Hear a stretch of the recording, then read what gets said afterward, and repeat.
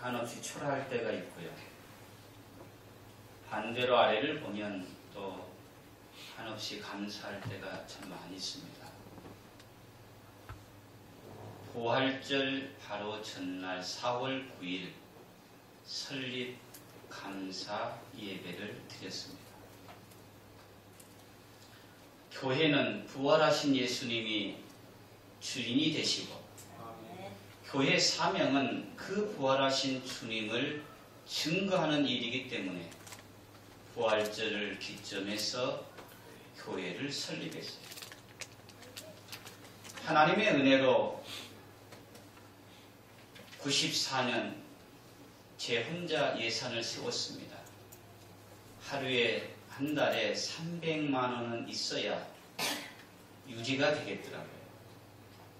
그런데 한 주에 헌금이 13,000원, 또 많이 나올 때는 56,000원. 불가능하죠. 예산위원도 없고요. 그러나 제 혼자 하나님 앞에 세워놓고 기도했습니다. 그런데 여러분, 결산하고 나니까 제 기억으로 3,630만 원. 뒤에 있는 교회가 아니고. 그리고 또 95년 예산을 제 혼자 세웠습니다. 4,800만 원 세웠어요. 그런데 결산하니까 약 5,600만 원 정도 나왔어요. 그 95년 7월부터 두 분이 재정을 맡기 시작했고, 그 이후로는 이제 재정부에서 예산을 세워 오늘까지 왔습니다. 7주년 될 때에 제가 모든 성도들에게 우리 함께 기도하자. 10주년 될 때에는 하나님께서 조립식 건물이라도 우리 건물을 갖게 해달라고 기도하자. 그리고 예배당을 지은 다음에 저는 월세에서 임직식 하고 싶지 않다. 우리 모든 성도의 헌신과 기도의 눈물로 예배당을 지은 다음에 그곳에서 한없는 축하와 축복 속에 임직식을 하고 싶다. 삼각교회 30평에서 예배드리는 우리가 땅을 사서 교회를 짓는다고 하는 것은 정말 어려운 일입니다. 그런데 하나님께서 9주년 지나고 땅이 나왔어요. 그런데 우리가 감당하기에는 너무 벅찼습니다. 그래서 몇 번 망설이다가 자칫 잘못하면 은혜 가운데 부응하고 있는데 시험이 되지 않을까. 바로 이 자리입니다. 안 했어요, 제가. 그랬더니만은 집사람이 그래요. 안 믿는 사람도 살아가면서 3번의 기회가 있다고 하는데 당신은 그 3번 기회 중에 하나를 잃어버렸다. 그러더라고요. 그래서 저는 믿음으로 말한 것이 아니고 자존심으로 말했습니다. 갔다가도 하나님이 주시려면 되돌아온다. 그랬어요. 근데 진짜 몇 달 후에 아트밀 바로 앞에 이곳에 집을 지으려고, 그 아파트를 지으려고 건축업자가 12억에 샀는데 중도금 6억까지 갔는데도 안 되는 거예요. 그래서 저는 대팔로 내놨습니다. 그래서 그때는 제가 믿음으로 하답했습니다. 이거는 하나님이 우리에게 주신 약속입니다. 그래서 계약을 했죠. 그리고 여러 가지 우여곡절이 있었지만 우리가 이은석 교수가 설계한 대로 우리가 교회를 졌으면 지상 5층에 지하 2층으로 설계했습니다. 정말 이 하대원 지역에 크진 않지만은 랜드마크가 될 만큼 설계를 아주 잘했어요. 그 당시에 감리까지 포함해서 우리가 말하는 시청이나 구청 앞에 있는 설계사에 맡겼으면 한 4만 원이면 합니다. 평당. 그런데 우리는 설계비만 10만 원 주고 세계 건축대전에 입상한 그분에게 맡겼더니 설계는 잘 냈는데 허가를 못해요. 그래서 결국 이은석 교수가 손을 들었습니다. 목사님, 도저히 저는 설계는 허가를 못 낼 것 같다. 외지에서 설계를 했더니만은 허가를 안 해주는 거예요. 그리고 그 심의가 3개월에 한 번 열리니까 한 번 반려되면 3개월, 6개월이 휙 가버리는 거예요. 땅을 사놓고 건물은 다 깨놓고 허가는 안 나고, 그래도 감사한 것은 우리 성도들이 더디다고 불평하거나 시험 들지 않고 기다려주고 결국 우여곡절 끝에 오늘의 이 건물을 짓게 됐어요. 할렐루야. 하나님의 은혜입니다. 참으로 많은 교회들이 새로 세워지고, 제가 이것에 온 지 벌써 20년이 넘었지만 하대원에 있는 교회가 몇 개인지 몰라요. 자고나면 생기고 자고나면 없어지니까 저도 몰라요. 그런데도 하나님께서 저는 자부심을 갖고 감사한 것은 정말 개척해가지고 땅을 사서 교회를 짓는 건물은 20여 년 동안 우리 교회밖에 없어요. 크게 아멘 하세요. 외지에서 다 이렇게 건물을 팔아갖고 온 교회는 있지만 순수하게 개척해서 세워진 교회는 우리 모든 성도들의 기도와 눈물, 헌신이 있었기에 오늘에 이른 줄 믿습니다. 저는 오늘 설립 감사절을 맞이해서 그렇다면 우리 교회가 해야 될 일이 뭘까? 오늘의 모습 속에서 다시 한번 하나님 앞에 갖춰야 될 모습이 뭘까 생각하다가 오늘 제목입니다. 부활을 믿는 성도, 함께 은혜를 나누려고 합니다. 지난 시간에는 예수님이 부활하셨지만은 영이 어두워서 알아보지 못하고, 그리고 예수님이 떠난 다음에 영안이 열려서 그분이 바로 부활하신 예수님이었구나. 그때 알아본 거예요. 그러면서 그들은 서로 이렇게 말합니다. 32절 시작.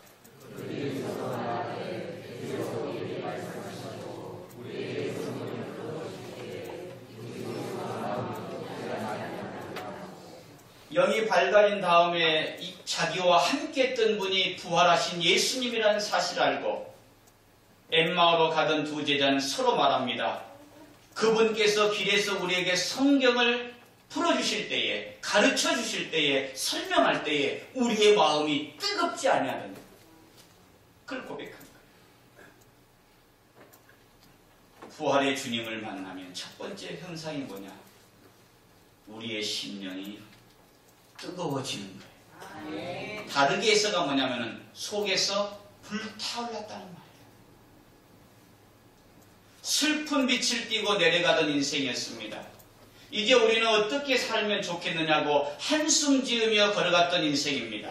그런데 부활의 주님을 만나니까는 그들의 마음이 뜨거워진 거예요. 모든 것이 끝났다고 내려가던 그 사람들 마음속에 다시 할 수 있다는 용기가 생긴 거예요.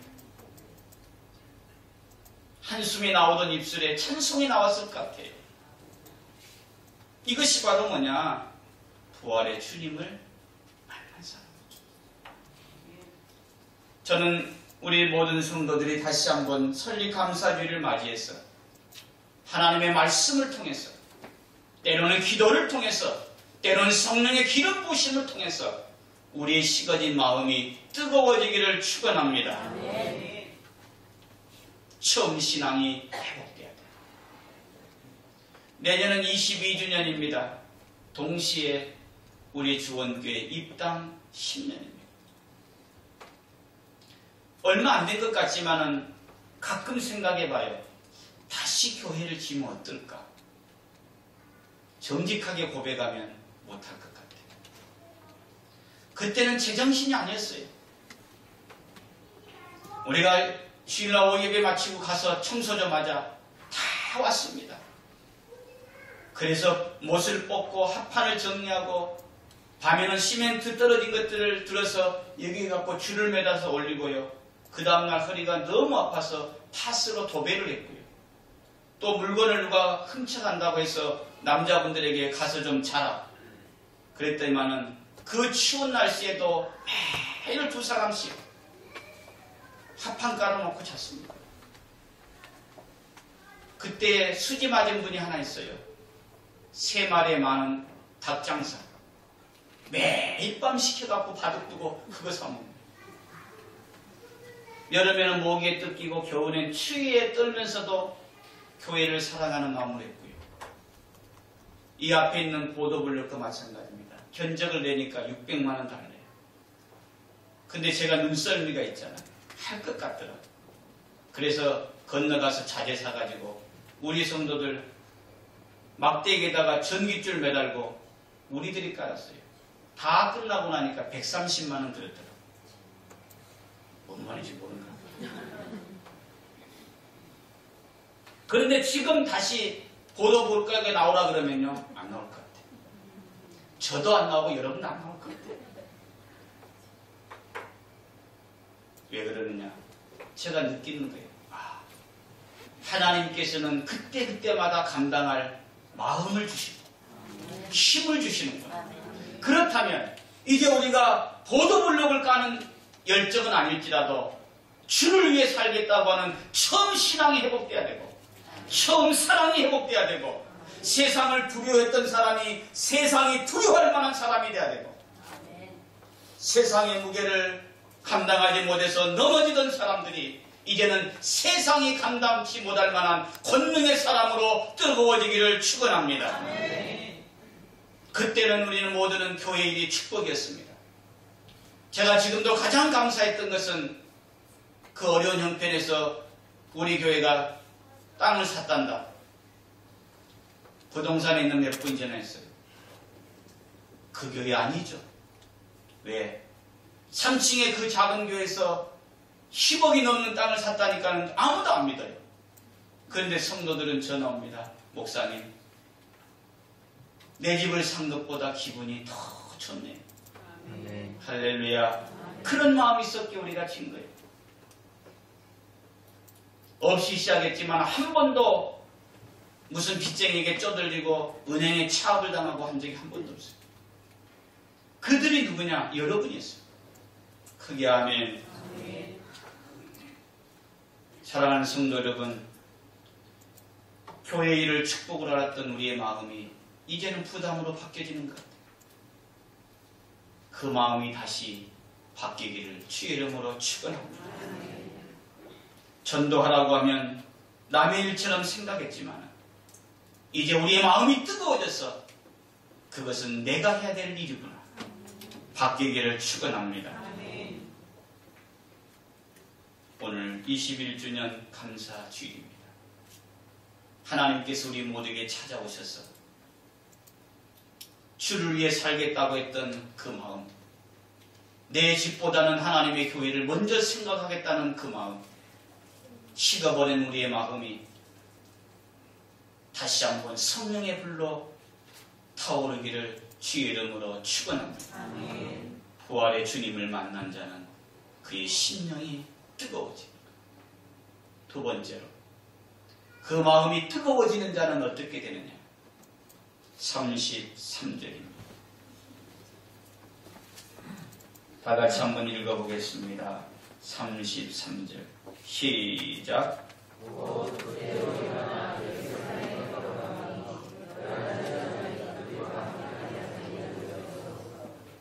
예, 오늘 성경과 곧 그 말이에요. 그 말은 뭡니까?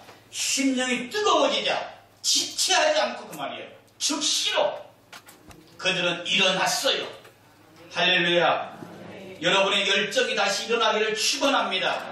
교회를 외면했던 우리들이 다시 한번 붙들기를 축원합니다. 십자가를 등졌던 우리의 삶이 그 십자가를 붙들기를 축원합니다.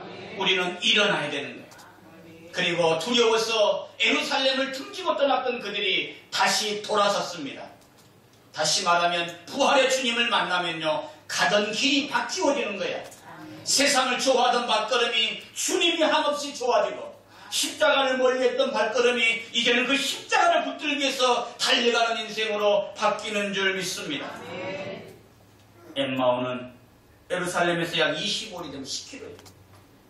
그리고 오늘 성경에 보니까 저녁 때쯤이라는 거예요. 여러분 피곤하지 않겠어요? 2-3시간 걸어왔는데. 그런데도 마음이 뜨거워지니까 지체 없이 돌아선 거예요. 등졌던 예루살렘을 향해서 달려가는 인생으로 바뀌었다 이 말이죠. 그렇습니다. 부활의 주님을 만난 사람은 가는 길이 바뀌어요. 핍박자여 포행자여 해방됐던 사울이 주님을 만나니까는 복음을 위해서 생명을 내던지는 복음의 증거자로 십자가의 증인으로 그는 바뀌잖아요. 왜? 부활의 주님을 만나니까. 죽을지언정 주님을 부인하지 않겠다고 다짐했어도 3번이나 연약하게 무너졌던 베드로. 그러나 그가 관원들 앞에서 말합니다. 하나님과 사람 앞에 누구 말을 듣는 것이 더 옳으냐. 다 한대해졌어요. 왜 그래요? 부활의 주님을 만나니까. 내 몫에 태인 십자가가 너무 무겁다고 벗어버리고 싶을 때도 있잖아. 내 한계가 여기까지인가 보고 주저앉고 싶을 때도 있었잖아. 그러나 오늘 우리 주님께서 찾아오셔서 우리의 마음을 만져주시고 말씀을 통해서 우리의 심령을 뜨겁게 하여 주시고 다시 일어나 주님이 주신 사명을 붙들고 달려가는 저와 여러분 되기를 축원합니다. 우리는 달려온 길도 있지만 달려갈 길도 아직 남아있습니다. 하나님 우리에게 맡기신 사명이 아직도 남아있다는 말이죠. 세상 모든 사람들이 자기의 편리를 위해 살고 자기의 야망을 위해 살지라도 우리는 사나 죽으나 주를 위해 살아갈 수 있는 인생으로 바뀌기를 축원합니다. 가던 길이 바뀌죠. 저도 여러분도 지난날 주님을 뜨겁게 사랑했던 그 마음, 십자가가 짐이 아니라 십자가 무한 영광이라고 그 십자가를 찬송할 때마다 우리의 마음이 뜨거웠고 우리의 눈에는 눈물이 흘렀고 그 하나님을 사랑했던 그 마음들이 다시 한번 회복이 되었어. 오늘 예배를 마친 다음에는 우리 모두의 삶이 바뀌어지기를 축원합니다. 세 번째, 우리의 마음이 뜨거워지면요 언어가 바뀌고 가는 길이 바뀌고요 마지막은 하는 일이 바뀌어요. 그들은 즉시 예루살렘에 올라갔습니다. 그래서 11 제자와 함께 있는 사람들에게 갔더니만은 부활하신 주님을 얘기하고 있어요. 그때 2 제자도 이렇게 말합니다.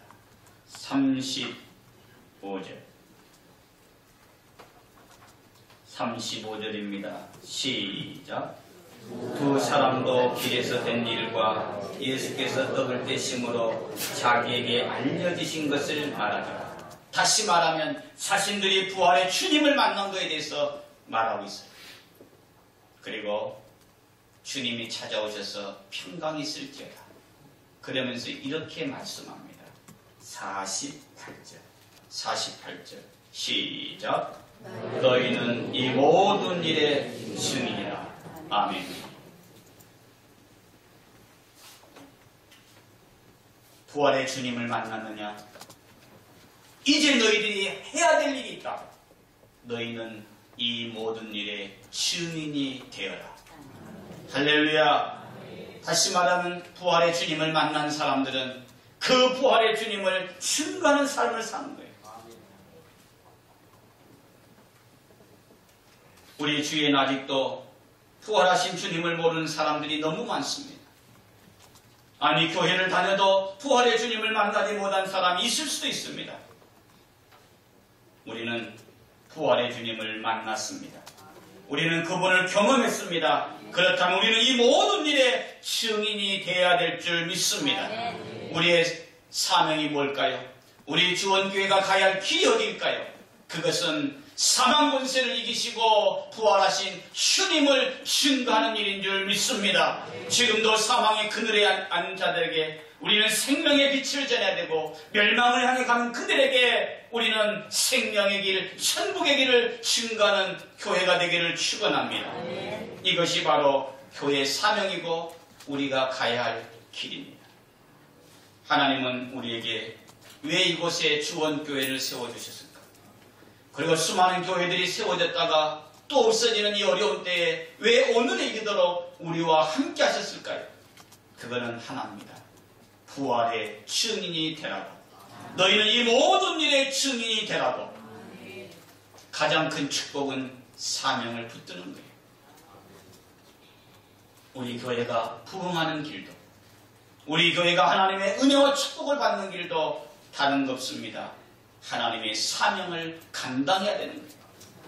그렇다면 하나님께서는 지금까지도 함께 하셨을 뿐만 아니라 이후로도 함께 하실 줄 믿습니다. 사랑하는 성도 여러분, 우리 모두는 부활의 증인입니다. 십자가의 증인입니다. 천국의 증인입니다. 내가 만난 그 주님, 그 주님을 전해야 됩니다. 결론을 짓고자 합니다. 임직자를 세우려고 합니다. 목회자를 위해 목숨이라도 내어놓을 만한 헌신의 동역자, 장로님을 세우고요. 목회자가 말씀과 기도에 전념할 수 있도록 교회를 섬길 안수집사를 세우고요. 연약한 성도들을 사랑으로 돌보고 교회 기도의 등불이 되기 위해 기도로 살아갈 권사님들을 세우려고 합니다. 6개월 정도 모든 성도들이 기도로 준비하여 사람의 생각과 계획이 아닌 하나님께서 기뻐하시고 세우고자 하는 일꾼이 세워질 수 있도록 기도하기를 부탁드립니다. 예배생활, 기도생활, 헌금생활, 전도생활, 이런 모든 생활에 다른 성도들에게 모범이 될 만한 분들이 세워질 수 있도록 여러분 모두는 기도해 주기를 축원합니다. 지금까지도 우리 교회는 하나님의 은혜로 모든 것이 왔습니다.